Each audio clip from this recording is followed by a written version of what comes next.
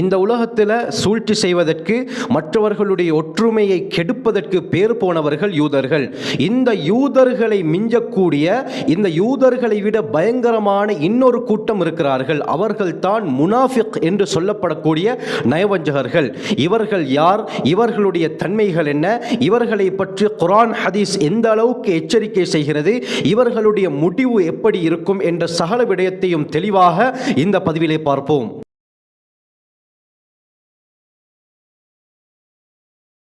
அல்ஹம்துலில்லாஹி ரப்பில் ஆலமீன், அஸ்ஸலாத்து வஸ்ஸலாமு அலா ரசூலில்லாஹி அம்மா பஅத். கண்ணியத்திற்குரிய இறைவனின் நல்லடியார்களே, அல்லாஹ்வின் சாந்தியும் சமாதானமும் என்றென்றும் உங்கள் மீது உண்டாவதாக. முனாஃபிக், நயவஞ்சகன் என்பது உள்ளத்திலே நிராகரிப்பிற்கும் வெளிரங்கத்திலே முஸ்லிமாக காட்டிக்கொள்வான். இதற்குத்தான் முனாஃபிக் என்று சொல்லப்படும். ரசூலுல்லாஹி ஸல்லல்லாஹு அலைஹி வஸல்லம் அவர்களுடைய காலத்திலே 70ஐ விட அதிகமான நயவஞ்சகர்கள் மதீனாவிலே இருந்தார்கள். வெளிரங்கத்தில் பார்த்தால் முஸ்லிம்களை போன்று அந்யோன்யமாக பழகுவார்கள். எந்த அளவுக்கு என்று சொன்னால், ரசூலுல்லாஹி ஸல்லல்லாஹு அலைஹி வஸல்லம் அவர்களுடைய மஸ்ஜிதாகிய மஸ்ஜிதுன் நபவியுடைய முதல் வரிசையிலே தொழுகைக்காக வேண்டி இவர்கள் இருப்பார்கள். வெளிரங்கத்தை முஸ்லிமாக காட்டிக்கொள்வார்கள், ஆனால் உள்ரங்கத்திலே மிகப்பெரிய நிராகரிப்பாளர்கள். இவர்களைத்தான் பச்சோந்தி என்று சொல்லப்படும். டபுள் கேம் என்று சொல்வோமே, வெளிரங்கத்தில் ஒரு மாறி உள்ரங்கத்தில் ஒரு மாறி, இப்படியாப்பட்டவர்கள் தான் முனாஃபிக். இந்த முனாஃபிக் யார் என்பது சில நேரங்களிலே எமக்கு கண்டுபிடிக்க முடியாமல் இருக்கும். காரணம் என்ன? உள்ளத்திற்கு சொந்தக்காரன் அல்லாஹ் தான். அதனால் அல்லாஹ்க்கு மட்டும்தான் இவன் முனாஃபிக்கா இல்லையா என்று விளங்கும். மனிதர்களாகிய எமக்கு வெளிரங்கத்தை பார்த்து தான் முடிவெடுக்க முடியும். இதன் காரணமாகத்தான் ஆரம்பத்தில் ரசூலுல்லாஹி ஸல்லல்லாஹு அலைஹி வஸல்லம் அவர்கள் இவர்களை முஸ்லிம்கள் என்று நம்பி முஸ்லிம்களுக்கு கிடைத்த எல்லா சலுகைகளையும் இவர்களுக்கும் கொடுத்தார்கள். அதற்கு பிறகு தான் அல்லாஹ் முனாஃபிக்குடைய நயவஞ்சகர்களுடைய அடையாளங்களை வகைப்படுத்தி அல்லாஹ் ஆயத்துகளை இறக்கி இவர்களை அம்பலப்படுத்தினான். இவர்களுடைய பேரிலே சூரத்துல் முனாஃபிகூன், நயவஞ்சகர்கள் என்ற பேரில் ஒரு சூறாவும் தனியாக இறங்கியிருக்கிறது. சூரா தௌபாவிலே அதிகமான ஆயத்துகளை இறக்கி இவர்கள் யார், இவர்களுடைய உண்மை முகம் என்ன என்பதை அல்லாஹ் தெளிவுபடுத்தினான். அதற்கு பிறகுதான் சஹாபாக்கள் இவர்களை அறிந்து கொண்டார்கள். அதுவரைக்கும் இவர்கள் முஸ்லிம்களை போல அந்யோன்யமாகத்தான் பழகி கொண்டிருந்தார்கள். உலகத்திலே பயங்கரமானவர்கள், கண்ணியமானவர்களே, யூதர்கள். அவர்கள் வெளிரங்கத்திலே விரோதத்தை காட்டுவார்கள். இதனால் எங்களுக்கு இலகுவாக அதை அறிந்து கொள்ள முடியும். ஆனால் முனாஃபிக் அப்படி அல்ல. எங்களுடனே பழகிக்கொண்டு வெளிரங்கத்தில் நம்முடைய நண்பர்களை போல, முஸ்லிம்களை போல இருந்து கொண்டு உள்ரங்கத்திலே விரோதத்தை காட்டுவார்கள். பலவிதமான சூழ்ச்சிகளை செய்வார்கள். ரசூலுல்லாஹி ஸல்லல்லாஹு அலைஹி வஸல்லம் அவருடைய காலத்திலே இந்த முனாஃபிக்குன்களுடைய தலைவனாக இருந்தது அப்துல்லா பின் உபை பின் சலூல் என்பவன் தான். ரசூலுல்லாஹி ஸல்லல்லாஹு அலைஹி வஸல்லம் அவர்கள் மதீனாவுக்கு வரும் பொழுது இவனுக்கு மதீனாவிலே பெரும் ஒரு அந்தஸ்து இருந்தது. மக்கள் எல்லாம் மதீனாவுடைய தலைவனாக இவனை ஆக்க விரும்பினார்கள். இந்த சந்தர்ப்பத்தில் தான் ஸல்லல்லாஹு அலைஹி வஸல்லம் மதீனாவுக்கு ஹிஜ்ரத் செய்து வருகிறார்கள். இந்த நேரத்திலே இவனுக்கு சார்பாக இருந்த அனைவரும் ஸல்லல்லாஹு அலைஹி வஸல்லம் அவர்களை பின்பற்ற ஆரம்பித்து விட்டார்கள். நபி அவர்களை தலைவராக எடுத்துக்கொண்டார்கள். அதனால் இவனுக்கு பொறாமை ஏற்பட்டது. இன்னும் இவன் நயவஞ்சகத்தனத்தை காட்ட ஆரம்பித்தான். வெளிரங்கத்திலே முஸ்லிம்களை போல இருந்து கொண்டே காஃபிர்களிடத்திலே சென்று, குறிப்பாக உஹது போர் ஏற்படுவதற்கு மிக முக்கியமான காரணமாக இருந்தது இந்த அப்துல்லா பின் உபை பின் சலூல் எனும் முனாஃபிக் தான்.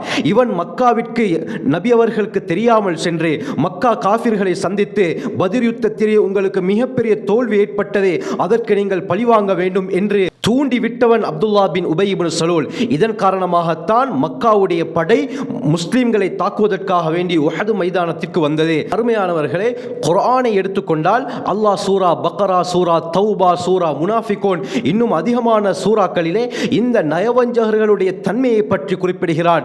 காரணம் என்ன? இப்படியாப்பட்ட பயங்கரமானவர்கள் இவர்கள். இந்த தன்மையுடையவர்களை விட்டு நாங்கள் பாதுகாப்பாக எச்சரிக்கையாக இருக்க வேண்டும்.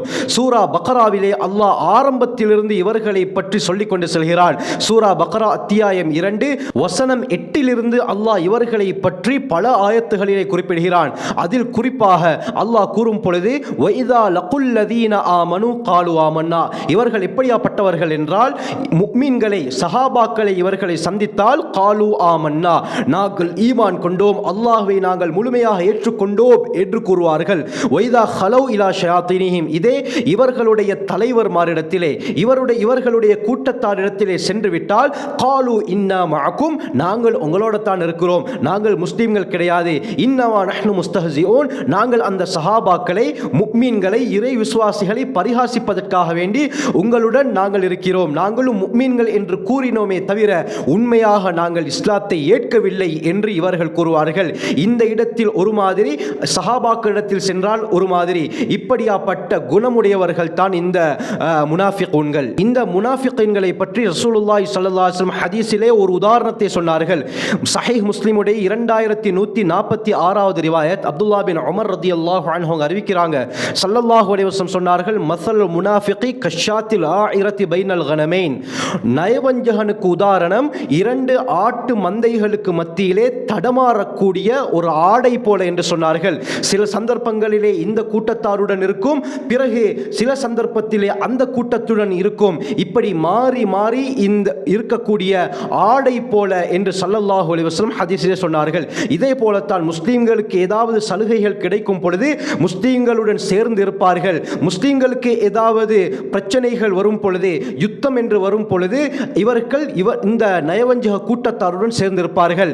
இப்படியாப்பட்டவர்கள் தான் இந்த நயவஞ்சகர்கள். லா இலாஹா உலா வலா இலாஹா உலா, அல்லாஹ் குர்ஆனிலே தெளிவாக கூறுகிறான், இவர்கள் இந்த கூட்டத்தாரும் கிடையாது, அந்த கூட்டத்தாரும் கிடையாது, தடமாறி கொண்டிருக்கக்கூடியவர்கள் என்பதாக அல்லாஹ் குர்ஆனிலே சொல்லி காட்டுகிறான். சூரா முனாஃபிகூன் அத்தியாயம் 63 முதலாவது வசனத்தில் அல்லாஹ் என்ன கூறுகிறான், வல்லாஹு யஷ்ஹது இன்னல் முனாஃபிகீன லகாதிபூன், இந்த நயவஞ்சகர்கள் பொய்யர்கள் என்பதாக அல்லாஹ் சாட்சி கூறுகிறான் என்பதாக அல்லாஹ் கூறுகிறான். அல்லாஹ்வே முடிவு கட்டிவிட்டான், இவர்கள் பொய்யர்கள், இவர்களுடைய வார்த்தையிலே உண்மை கிடையாது. சூரா பக்ராவை எடுத்துக்கொண்டால் அல்லாஹ் இவர்களுடைய விடயத்திலே கூறுகிறான், ஹதம் அல்லாஹு அலா குலூபிஹிம் வ அலா சம்இஹிம் வ அலா அப்சாரிஹிம் கிஷாவா, அல்லாஹ் இவர்களுடைய உள்ளத்தின் மீதும் இவர்களுடைய பார்வையின் மீதும் இவர்களுடைய செவிகளின் மீதும் அல்லாஹ் முத்திரையிட்டு விட்டான், சீல் பண்ணிவிட்டான். இவர்களுக்கு எந்த ஒரு நலவும் என்ன சொன்னாலும் இவர்களுக்கு விளங்காது என்று அல்லாஹ் கூறுகிறான். கண்ணியமானவர்களே, இப்படியாப்பட்ட பயங்கரமானவர்கள் தான் இந்த முனாஃபிகீன்கள். இந்த நயவஞ்சகர்களை பற்றி அல்லாஹ் குர்ஆனிலே சூரா நிசாவிலே கூறும் பொழுது, வைதா காமு இல ஸலாத்தி காமு குஸாலா, இவர்கள் தொழுகைக்காக நின்றால் சோம்பேறி பிடித்தவர்களாக தொழுகைக்காக வேண்டி நிற்பார்கள், சுறுசுறுப்பாக இருக்க மாட்டார்கள், சோம்பல் பிடித்தவர்களாக தொழுகையின் போல் நிற்பார்கள். காரணம் என்ன? யுராஊன அன்னாஸ், மக்களுக்கு காட்டுவதற்காக வேண்டி இவ்வாறு தொழுவார்கள். வலா யذ்குரூன அல்லாஹ் இல்லா கலீலா, மிக குறைவான அளவே தவிர இவர்கள் அல்லாஹ்வை ஞாபகப்படுத்த மாட்டார்கள் என்று அல்லாஹ் குர்ஆனிலே கூறுகிறான்.